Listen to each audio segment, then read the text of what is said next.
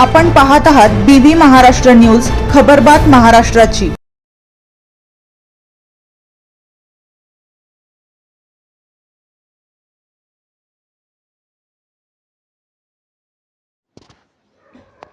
कासारे परिसरात बिबट्याचा धुमाकूळ, शेतकऱ्यांमध्ये भीतीचे वातावरण।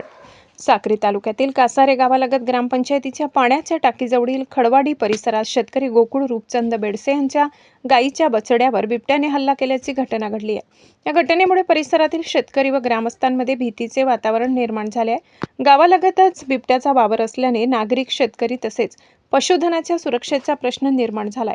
वन विभागाने तातडीने घटनास्थळी पाहणी करून बिबट्याचा बंदोबस्त करण्यासाठी आवश्यक उपाययोजना कराव्यात, अशी मागणी ग्रामस्थांनी केली आहे। यावेळी आनंद बेडसे, जयेश बावा, संजय पाटील यांच्यासह कासारे ग्रामस्थांनी वन विभागाकडे या घटनेकडे गांभीर्याने लक्ष देऊन तातडीने कार्यवाही करावी, अशी मागणी केली आहे। बिबट्याचा बंदोबस्त न झाल्यास भविष्यात इतर जनावरे तसेच शेतकरी व नागरिकांच्या जीवितास धोका निर्माण होण्याची शक्यता आहे। वन विभागाने तातडीने पिंजरा लावून किंवा आवश्यक त्या उपाययोजना करून बिबट्याचा बंदोबस्त करावा, अशी कासारे ग्रामस्थांची मागणी आहे।